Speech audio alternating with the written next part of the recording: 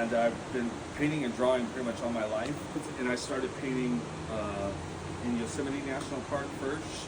And then after that, I started just traveling further and further out to paint more and more landscapes. And before I knew it, I quit my job and just started traveling and painting. And I've been doing that for the past like 6-7 years. Wow. Here he came in his car with all these little tiny paintings on the dashboard. Yeah. And he was like showing me all these great paintings that he had done. That's right. Yeah. I just thought, oh my God, how did we get so lucky to have There's this person? that's right. The panel facing side by side of the what you're trying to paint, Not so you can like get. you wouldn't do it where you're just looking Yeah, at you the panel and looking. Yeah, so they're side by side, and you can kind of have a better relation of Right. color. Is what I'm going to demo right now too. So we first start off with the farthest thing away, which is the sky, and it's the brightest, so that will get like the relationships of values as we proceed forward, and chroma as well, which means more grayscale and cool in the distance, and more colorful and vivid closer it gets to you because of the moisture in between here and there. So I'm going to start with the sky, and so I want to say, to me, I'm seeing a little bit of yellow, actually. There's a cool cloud on the top, and on the lower half, where the horizon meets the mountain, it's kind of more yellow to me, and maybe even a little bit of red, so it's like pink almost, pink with white. Or you can use a little bit of this sienna to mix with white to get a really vibrant yellow red or almost orange. So I got two tones for the sky. It's a little bit darker but lighter toward the horizon, and that's usually normally the case too in a lot of landscape painting. So next I'm going to do the tone of the mountain. I use this technique. You can isolate what you see, and you can look at your hand, and with your peripheral, because we only use this much information and our brain fills in the rest out of everything we look at. So this is like the most focused point of what you'll see in detail, and then the brain kind of fills in the rest as you're kind of observing everything. So we got two tones there. We got the rock and then the trees. So I'm going for a little bit of blue, a little bit of cerulean, a little bit of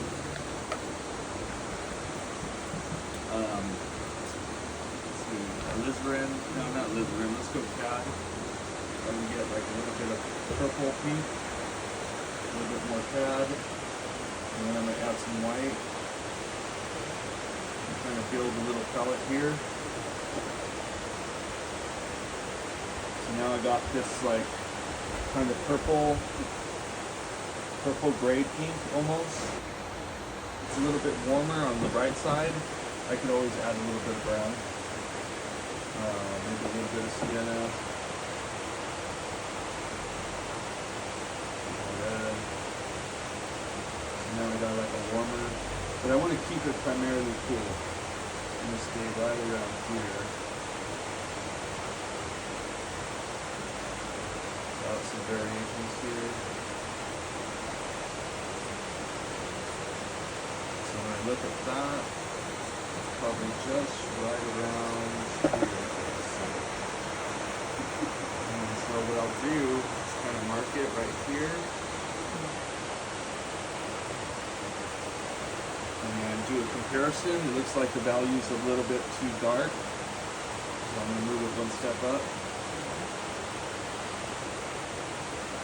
Yeah, see, that's more like it. And compare the sky and the mountain together. So that's the sky and the mountain. Oh, Okay. And then I'm gonna do the trees next, and then I'm gonna do the greenery slope that's coming down. Then after that, I'm gonna feel pretty confident. This is just a demo, so this you can do this if you want, just to kind of get started. And what I'm seeing with those trees is a little bit of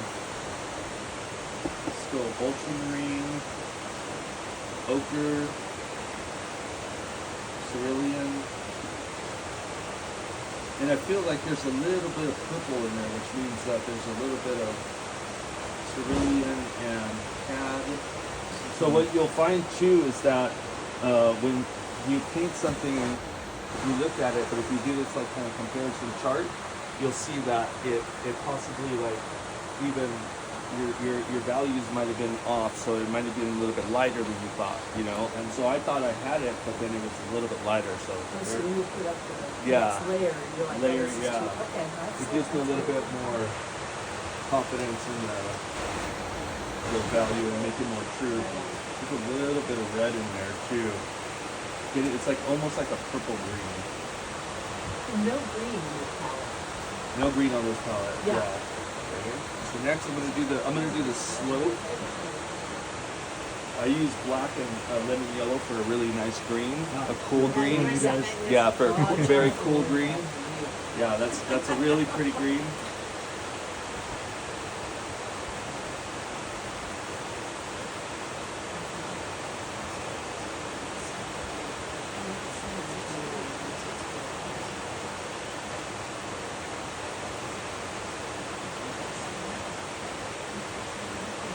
There you go. So go ahead and take a look at that.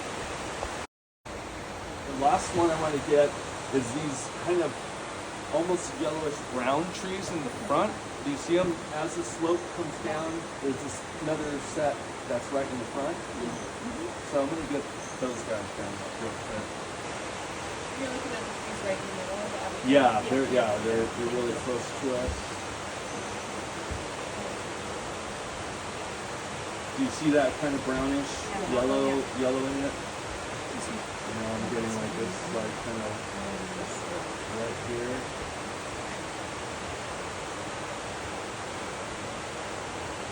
Compare my value. And when you're painting, your brush strokes matter. If you're painting horizontal, when you go to varnish it, when you have it in a light setting, it's going to catch all those brush strokes. So you're going to see strokes and you won't be able to see the painting itself. Unless you put a bunch of varnish on it real thick, then it will be like smooth. So then you can actually see what you're doing. So we usually paint vertically. So when the light catches, it just falls down. You can go diagonal as well, but try not to go horizontal. Yeah. And with the brush, I'll scoop the paint up so I got a bead of it at the edge, and I'll rotate it and then apply it. Kind of like a small pellet now. Okay. And so I'm gonna go for like some big shapes. We got this mountain here, that slope, and so I don't know if you know about the rule of thirds in kind of framing things, but if you don't know it, you can break this down into thirds. So you got 1, 2, and 3, and then going along this way. And so a lot of to the eye, things look very appealing when you kind of either have it 2/3 filling up the space and leave the 1/3 open, either going vertically or horizontally in your view. But you can pretty much do it however you feel you like it. But I don't want to put that mountain center. I want it slightly to the right. Because I feel like with this giant V shape that's happening here, I kind of want it right there. So that means this mountain's going to be something right over here. And I'm just going to break it down into its most basic shape.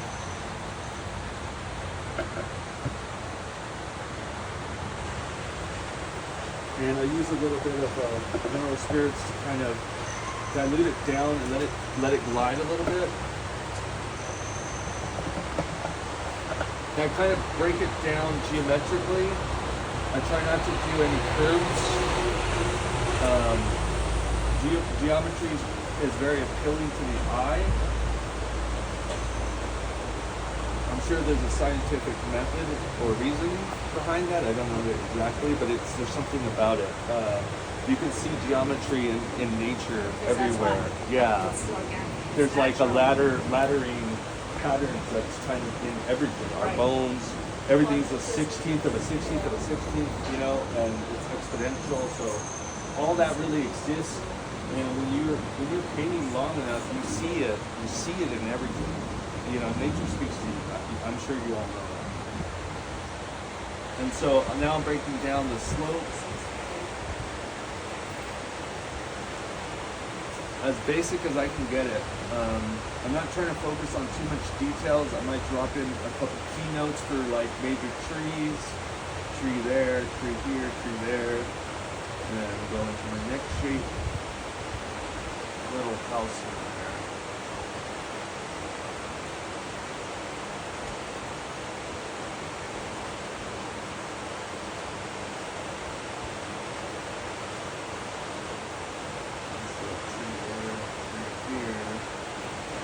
And that's my basic sketch.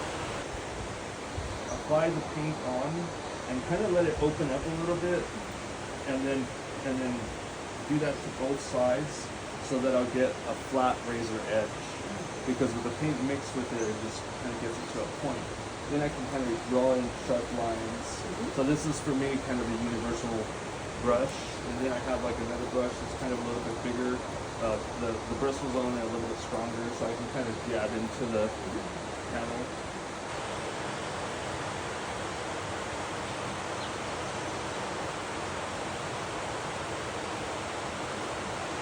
You know, I will do horizontal lines too sometimes,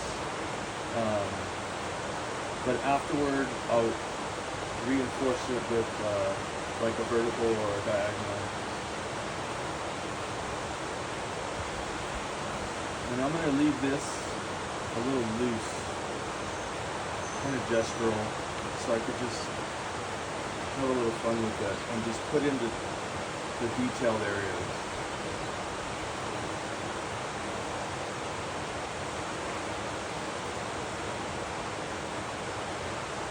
Some ways you don't want to necessarily get too close to the edge so you can sculpt the mountain, and then cut it in with the sky. So just kind of a little quick. I got that broken in. Right now I'm trying to decipher the green that's there. Subtle, yeah. And with things off to the distance, you want to overmodel. You want to kind of like simplify what you can. On a sunnier day, it's a little bit easier because you got more definition and shadows, shadow shapes. Golden hour is usually like the best time to paint, you know, which is either morning or night when the sun is closer to the horizon. You get this dynamic.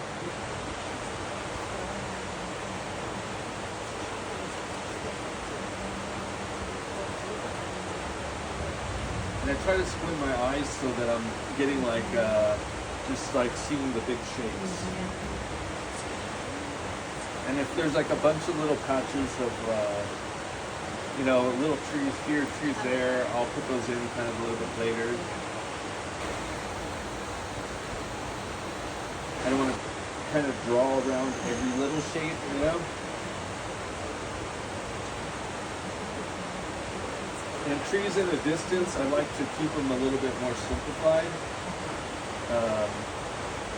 Let's see.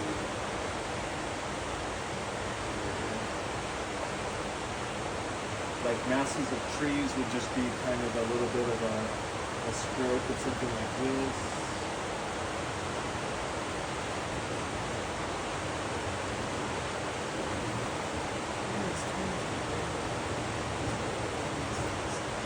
Little tiny accents.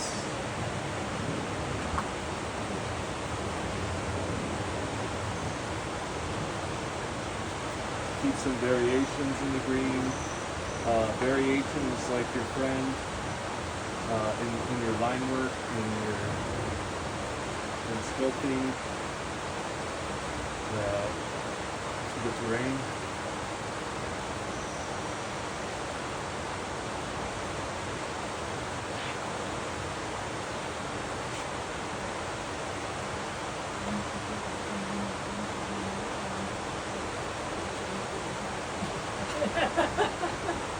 I'll add little blue accents using ultramarine and maybe a little bit of purple. And kind of, that's a little too bright. To kind of get the underbelly or shadows casted by the. Yeah, and then of course that's South Boulder Peak up there. With Devil's Thumb, you can't really see Devil's Thumb very well from here, but Yeah, I see it.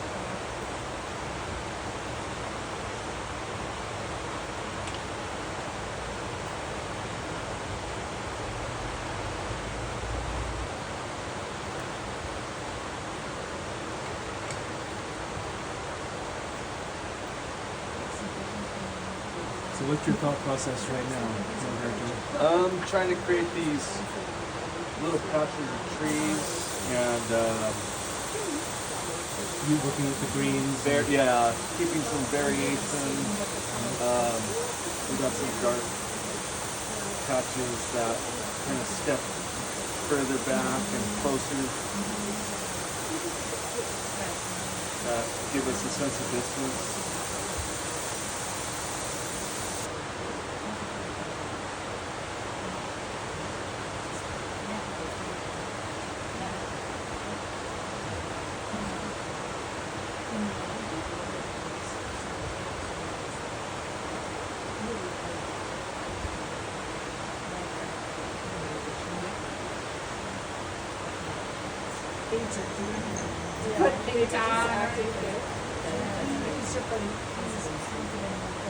What he's doing, where he's putting it, the color he's using.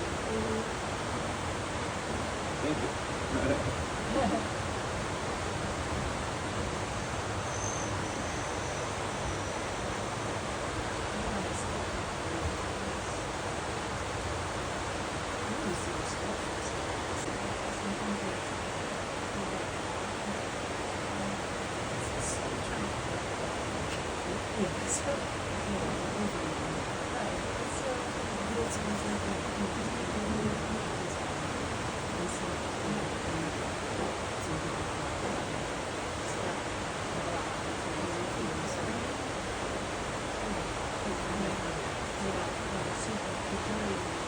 This is good use of a square brush or an angled brush. Exactly. You can get some good lines. So we can get like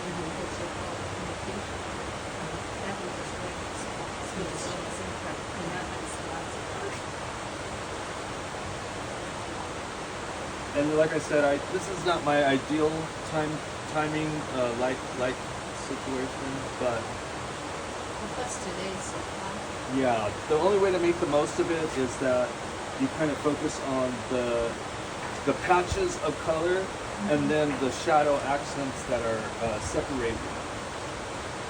So that's what I'm doing now, is kind of adding little accents to kind of separate one layer from the other. But you're still able to create a sense of distance, even Totally. with the midday Totally, light. just kind of just simple shapes and a little bit of layering. Using a more well-lit, defined building in the foreground, that really creates a difference exactly. between the foreground and the background. It's just these small kind of choices that kind of adding dimension and shapes. Like these houses aren't bad. You could just simplify them so that it will. Yeah, it doesn't have to just get the basic shapes and some shadow accent, and it looks sweet and nice. And you don't have to do all the heavy lifting of creating a highly rendered area. You'll see in some of my paintings down at the bottom that I try to focus on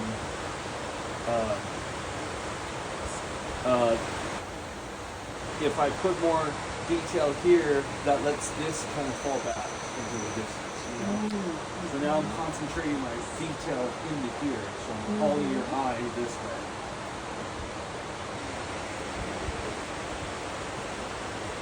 So how much of the rest of the panel are you going to fill with color? Are you going to leave some empty there? I'm going to leave it empty, yeah. So in this case, you went you had a darker green underneath, but you went over it with the lighter. with the lighter, and so, but that's because you had enough paint on your brush that you could kind of lay it in there and not mix it in too much.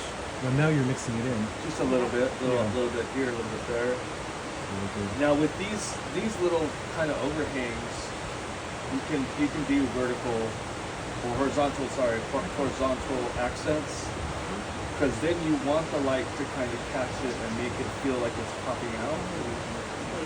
Yeah. That's a good point. And right, so once you because- got, and the same thing with the highlights of any piece of portrait painting, you want to scoop it and just kind of let it catch. You can do a little diagonal vertical. Those tree branches that are kind of sticking up in there, which is like a little bit of purple.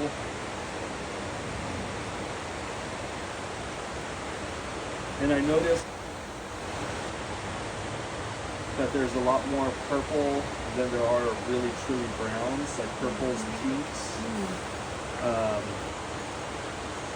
So it can be a little bit elusive the way we conceptualize color in our mind.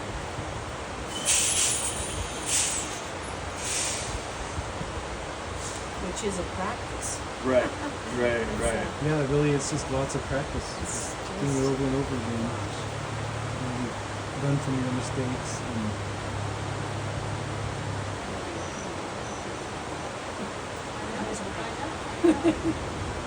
And when I work, I'm working as fast as possible because I want to kind of get the moment down. Like when the sun's moving, it's happening. It's all very fast.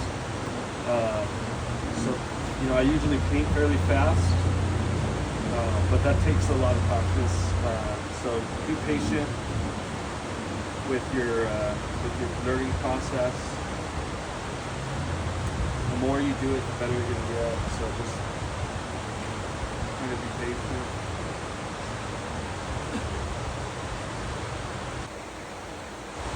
This all kind of came into my mind. It wasn't a planned design. It just kind of felt right.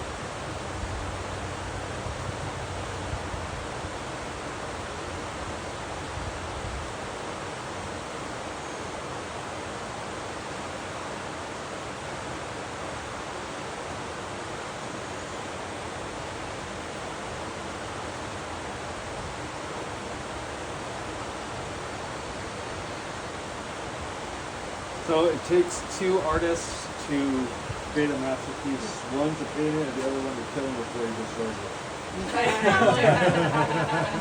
So I'm going to go ahead and stop right now. So that's I know, with the what? there's two sides, it's like, Oh. that's the part that I would kill. Oh yeah. So that's my demo for now. Okay. thank you so much for painting for us. Okay. Hold on, I feel like I gotta Let's get a picture. smooth out that sky.